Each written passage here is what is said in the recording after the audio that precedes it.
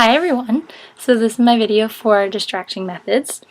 My favorite distraction method is storytelling. I've always been told, ever since I was younger, that I can tell a really great story, which is something that I'm really proud of because I think storytelling is almost like a unique art, and I love collecting stories, and I love hearing a good story, and I love telling a good story.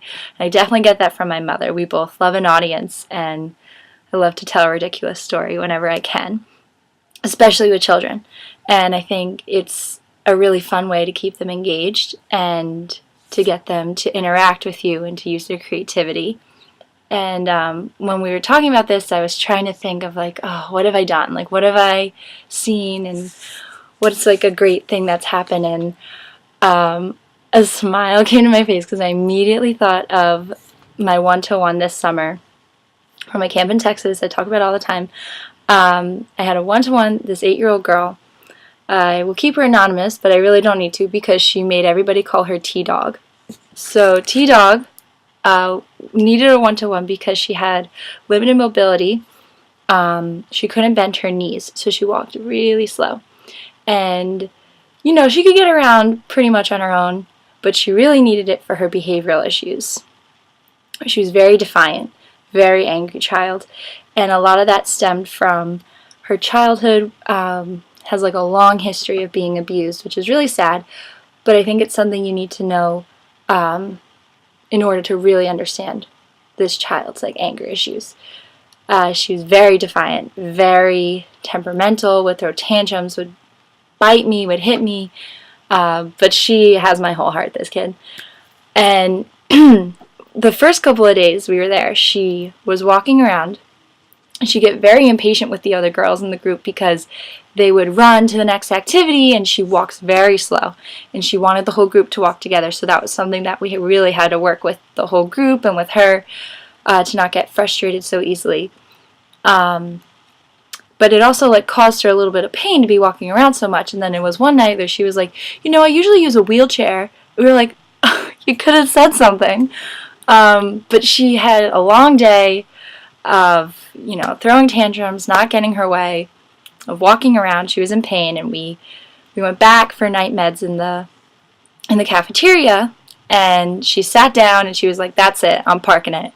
And she was staying there for the night. She's like, I'm not getting up, I'm not walking back. And I was like, well, we can't stay here, we gotta go back to the cabin. You know, I was like, don't you want to see your friends? Come on, we're going to have fun. Like, we'll play music, you know, trying everything to get this kid to walk with me back to the cabin. Tears, like waterworks, screaming. People trying to help, nothing was working. And I was like, all right, you know what? We can't stay here, but we'll go back. And when we go back, promise to paint your nails and, like, foot massage, like, whatever you want, girl. Finally, she was like, okay, fine. So we get up and we start walking, and she's still just a mess. And I was like, I gotta tell this kid like a story. So I was like, you know, I used to run track in high school. She was like, so? I was like, sorry. I was like, yeah.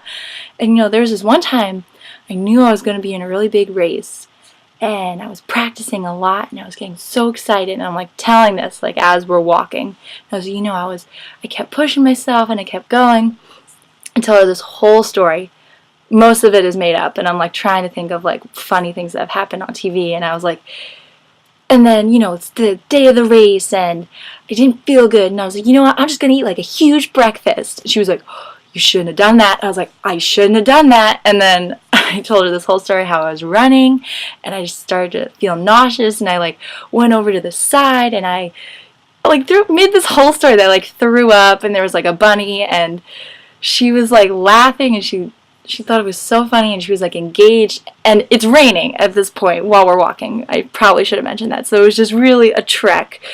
And we're like, I can see the cabin, like the light is near, and we're getting to the end, and I was like, but you know what? I got back on that track, and I finished that race, and look, you finished it. And I timed it so we were at the door, and she like stopped, and she turned around, and she was like, did you win?